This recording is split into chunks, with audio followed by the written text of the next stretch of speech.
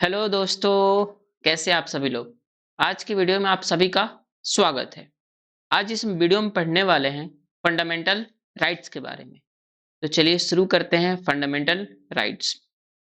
Fundamental rights क्या है, इसके कौन कौन से फंडामेंटल राइट्स है, उसके बारे में क्या क्या कह रहा है, सारी चीज इस वीडियो में हम लोग पढ़ेंगे। तो फंडामेंटल राइट्स को पढ़ने से पहले राइट्स क्या होता है इसके बारे में जानेंगे। Introduce the rights. What are rights? Started by explain, the rights are freedom or privilege that are given to every person to ensure that they can live a free and dignified life. हर एक person अपने life को इस तरीका से जीना चाहता है, एक freedom तरीका से जीना चाहता है, उस पर कोई भी पाबंदी ना हो, वो एक फ्री लाइफ जीना चाहता है। अगर वो फ्री लाइफ जीना चाहता है तो फ्री लाइफ जीने के लिए उसको किसी ने अधिकार दिया है। अगर कोई अधिकार दे दे कि आपको ये सब चीजें करने की अधिकार है, राइट्स है, अधिकार that means rights Hindi meaning हुआ, उसके पास राइट्स है तो वो अपनी लाइफ को फ्री तरीका से जी सकता है। तो राइट्स क्या है? राइट्स आर फ्रीडम और privilege that are given to every person to ensure that they can live a free and dignified life. वो अपने लाइफ को फ्री तरीका से जी सके, डिग्निफाइड तरीका से जी सके, उसका ये राइट्स होता है। For example, we have the right to choose what to wear. हमें क्या पहनना है आपका खुद का चॉइस होता है। वेयर टू लिव, आपको कहाँ रहना है ये भी आपका खुद का चॉइस रहता है। एंड एक्सप्रेस आवर ओपिनियन, आप अपने खुद के ओपिनियन को भी आप एक्सप्रेस कर सकते हैं, ये आपका अधिकार है, आपका चॉइस है। तो अधिकार दैट मीन्स जो आपको मिला, जो चीज अपने मन से अपने चॉइस के अकॉर्डिंग आपको जो करने को मिल रहा है, this is called the rights. आगे चलते हैं। Fundamental rights. अब फंडामेंटल राइट्स कहाँ पाया गया? Where was the fundamental rights are found? तो आर्ट हमारे कॉन्स्टिट्यूशन के बुक में part 3 of the Indian constitution, part 1, part 2 और पार्ट 3 में ये क्या है, फंडामेंटल राइट्स पढ़ने के लिए मिलता है। आर्टिकल 12 टू 35 के बीच में क्या कह रहा है, फंडामेंटल राइट्स के बारे में बात किया गया है। आर्टिकल 12 टू 35 क्या कहता है, फंडामेंटल राइट्स के बारे में बात करता है। अब फंडामेंटल राइट्स क्या होता है हम क्या करेंगे, एक एक कर कर पढ़ेंगे। ऐसे फंडामेंटल राइट्स कितने हैं? 6 हैं। तो हम क्या करेंगे, one by one, step by step पढ़ेंगे और उसके बारे में जानेंगे कि ये फंडामेंटल राइट्स क्या क्या एक्सप्लेन करता है, क्या क्या कहता है, इसके हर चीज के बारे में शुरू करते हैं। चलिए, पहला है हमारा fundamental rights, right to equality. Article 14 to 18 के बीच में बताया गया है। फंडामेंटल राइट्स में राइट टू इक्वलिटी में क्या कहता है, यह राइट जो है क्या कहता है कि this right says that all people are equal before the law. यह राइट्स क्या कहता है, नियम के सामने, जो कॉन्स्टिट्यूशन के द्वारा नियम बनाया गया, लॉ बनाया गया, उसके सामने इंडिया में रहने वाले हर एक पर्सन को समान अधिकार मिलेगा। सारे के सारे लॉ के सामने क्या है, समान है, इक्वल है। ये राइट्स कौन देता है, फंडामेंटल राइट्स का right first article, article 14 to 18 में लिखा हुआ है कि लॉ के सामने सब लोग क्या है, इक्वल है, समान है। No one should be treated unfairly because of their religion, gender, caste या एनी अदर फैक्टर। किसी को भी रिलीजन के बेस पर, उसके जेंडर के बेस पर, उसके कास्ट के बेस पर या कोई भी फैक्टर के बेस पर उसको डिस्क्रिमिनेट नहीं किया जाना चाहिए, उसको अनफेयरली ट्रीट नहीं किया जाना चाहिए। ये अधिकार कौन देता है, आपका fundamental rights. Right to equality में कहा गया है, for example, a person any religion can apply for the same job. अब जब जॉब के लिए फॉर्म भरते हैं, तो वो आपका कोई भी रिलीजन का व्यक्ति हो, किसी भी कास्ट का व्यक्ति हो, क्या कर सकता है, वो उस फॉर्म को भर सकता है। या फिर जिस स्कूल में पढ़ते हैं, उस स्कूल में बच्चे अलग-अलग रिलीजन के आते हैं। क्या कोई भी रिलीजन का व्यक्ति पढ़ नहीं सकता है? पढ़ सकता है। क्यों? क्योंकि वो उसका अधिकार है। राइट टू इक्वलिटी है कि कोई भी पर्सन, कोई भी बच्चा इस स्कूल में किसी भी रिलीजन का हो, किसी भी कास्ट का हो, वो पढ़ सकता है बिना किसी रुकावट का। ये कौन देता है? Fundamental rights, right to equality में कहा गया है। पहले अंग्रेजों के टाइम पर ऐसा नहीं होता था। वो तो अपने बोलते थे, अंग्रेज क्या बोलते थे, जो हम नियम बनाए हैं उसी को फॉलो करो। अपने नियम बनाओगे तो फिर हम पनिश करेंगे, और यहाँ तक कि बहुत ज्यादा पनिशमेंट देते थे। इतना पनिशमेंट देते थे, इतना कठोर पनिशमेंट देते थे कि कोई सह नहीं सकता था। इतनी फिर हमारा देश आजाद हुआ। अब हम जब मैंने कॉन्स्टिट्यूशन को अच्छी तरह से पढ़ाया हुआ है, पिछली वीडियो में जाकर देख सकते हैं कि किस तरह से हमारा कॉन्स्टिट्यूशन बना, क्या-क्या दिक्कतें सहनी पड़ी। आज हम सिर्फ इस वीडियो में फंडामेंटल राइट्स के बारे में बात करेंगे। नेक्स्ट हमारा है राइट टू फ्रीडम। फ्रीडम मतलब आजादी। आपको आजादी का पूरा अधिकार है। The rights give people the freedom to express their view, travel, practice any profession, and moreover, however, it limit to ensure it doesn't harmful public order. आपको ये अधिकार है कि आप अपने व्यूज को किसी के भी सामने रख सकते हैं। आप ओपिनियन को किसी के भी सामने या फिर कहीं भी रख सकते हैं। ये आपका फ्रीडम है। आप इंडिया के हर एक कोना में ट्रैवल कर सकते हैं, ये आपका अधिकार है। एंड कोई भी प्रोफेशन को मान सकते हैं, ये भी आपका खुद का अधिकार है। तो राइट टू फ्रीडम ये कहता है कि आप किसी भी प्रोफेशन को, आप कहीं भी ट्रैवल कर सकते हैं या आप कहीं भी स्पीच दे सकते हैं पब्लिक प्लेस में, लेकिन कुछ लिमिट है। जैसे for example, you can speak your opinion.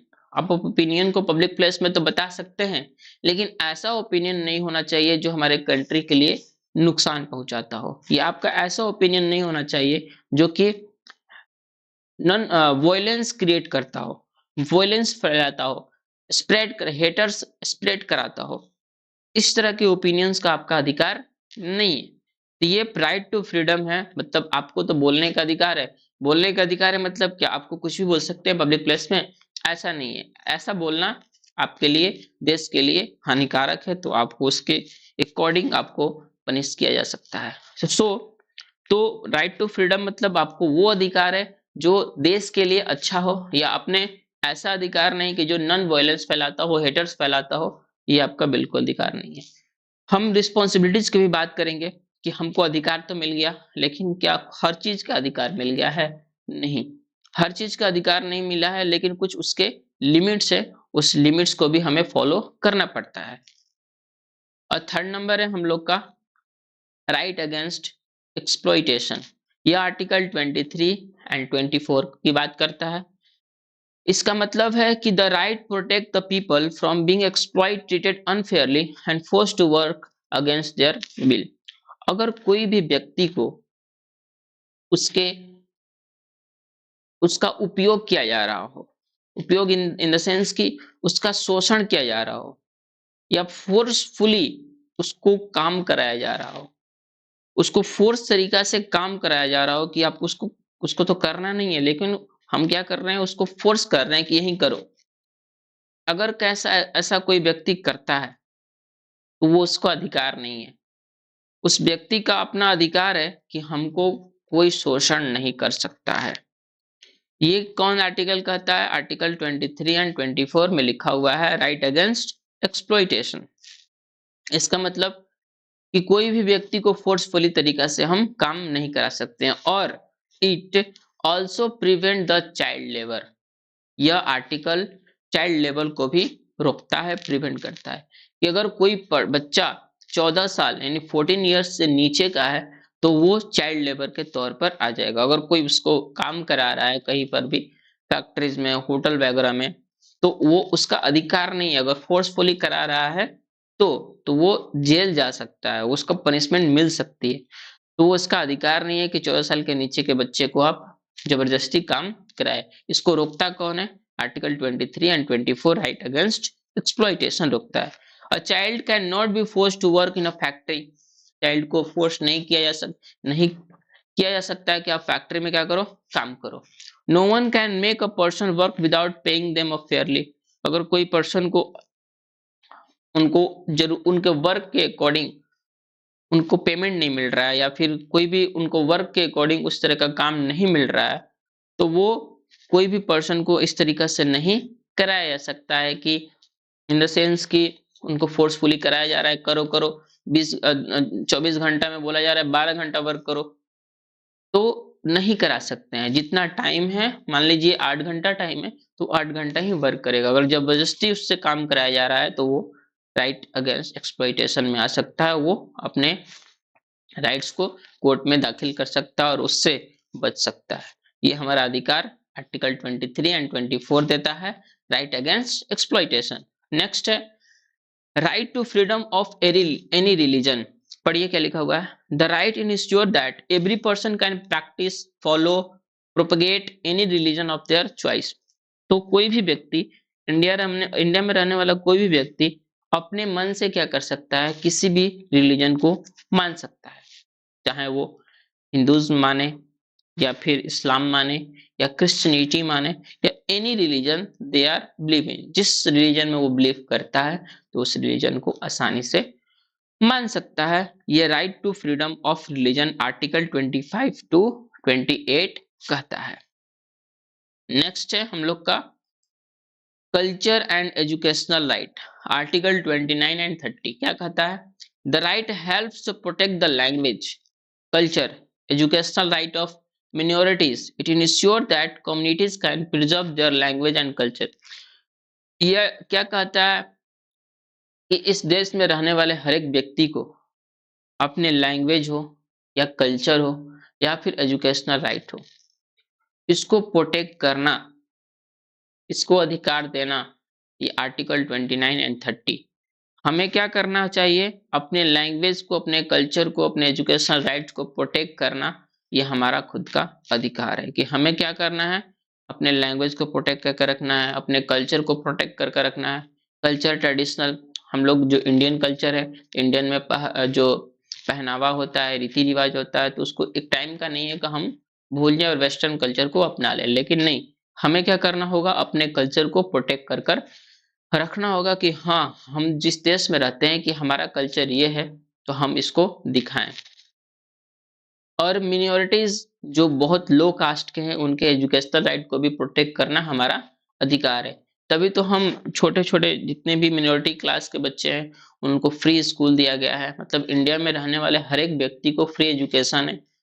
14 साल के नीचे व्यक्ति को पूरा पूरा क्या है, फ्री एजुकेशन दिया जाता है। गवर्नमेंट क्या करती है? प्रोवाइड करती है। सरकारी स्कूल खुली हुई है।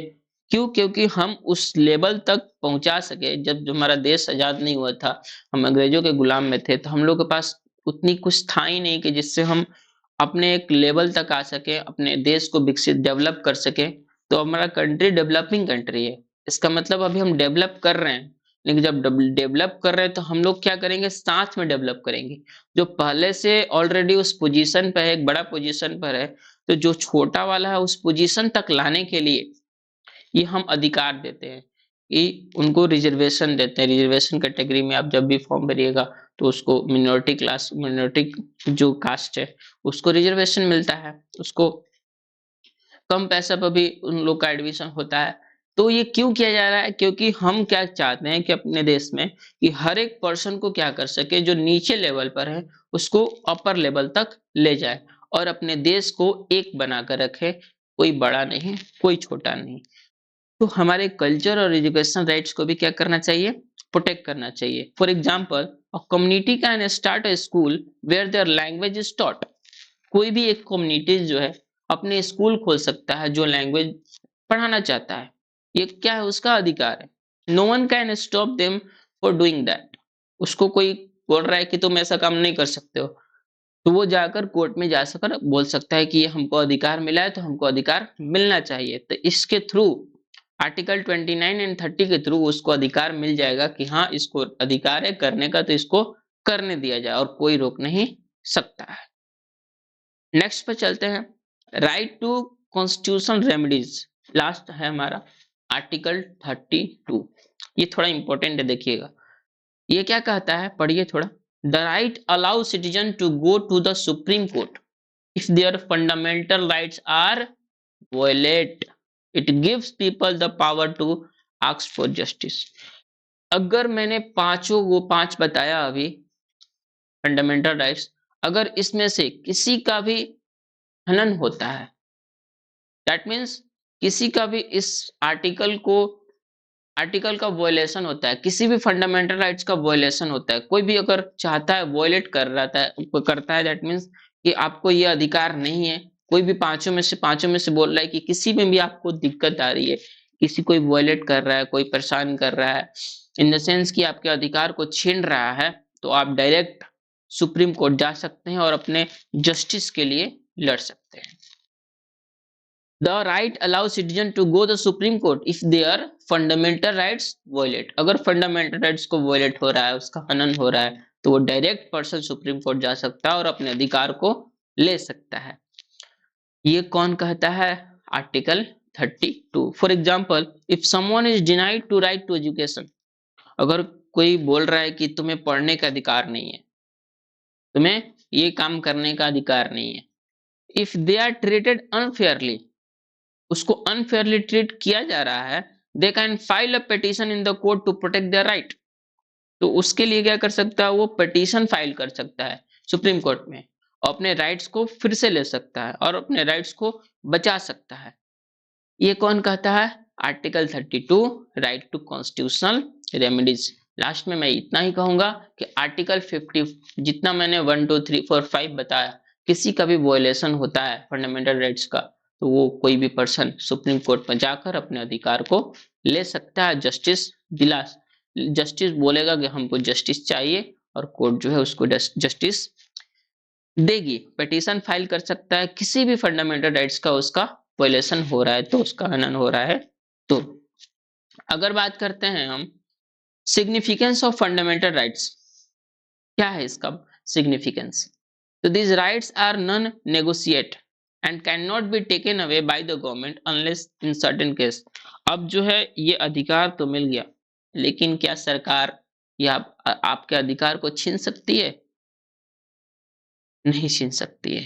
लेकिन छीन कब सकती है? जब नेशनल इमरजेंसी आए तब। नेशनल इमरजेंसी क्या होती है, इसको हम किसी अगले दिन टॉपिक में बात करेंगे। जब भी नेशनल इमरजेंसी आता है तो सारा का सारा अधिकार आपका खत्म हो जाता है। सरकार बोलती है कि हम आपका अधिकार को छीन रहे हैं। कब? जब नेशनल इमरजेंसी होता है। नेशनल इमरजेंसी मतलब जब कोई बाहरी अटैक हो गया, किसी कंट्री के थ्रू, किसी दूसरे अपने देश में अटैक हो गया, या फिर कोई अपने ही देश में लोग जो हैं अफरा तफरी करने लगे, मार धाड़ करने लगे, एक दूसरे को बहुत मतलब पूरा का पूरा अपना कंट्री एक पूरा फैल गया, डिस्टर्बेंस हो गया, पूरे कंट्री में हमारे अफरा तफरी मच गई, या फिर किसी अनदर कंट्री के थ्रू हमारे देश में हमला हो गया, तो उस टाइम नेशनल इमरजेंसी लगती है। तो उस टाइम क्या बोलती है सरकार कि आपके हम अधिकार को छीन रहे हैं, तो वो आसानी से क्या कर सकती है? आपके अधिकार को छीन सकती है। And they are enforceable in the court in if meaning someone's right are violated, they can be go to court for justice. यही बात है कि किसी भी अगर किसी का भी राइट्स को वायलेट हो रहा है तो वो कोर्ट में जा सकता है। एक हम लेते हैं example from daily life. Right to equality, everyone in your class regardless of their background should have equally chance to practice in the school activities। आपके स्कूल में एक्टिविटीज होती है, खेलकूद होता है, चाहे किसी भी बच्चे का बैकग्राउंड कैसा भी क्यों ना हो, वो क्या कर सकता है? उस एक्टिविटीज में पार्टिसिपेट कर सकता है। वो अपने एक्टिविटीज को उस स्कूल में क्या कर सकता है? बना ले सकता है भाग।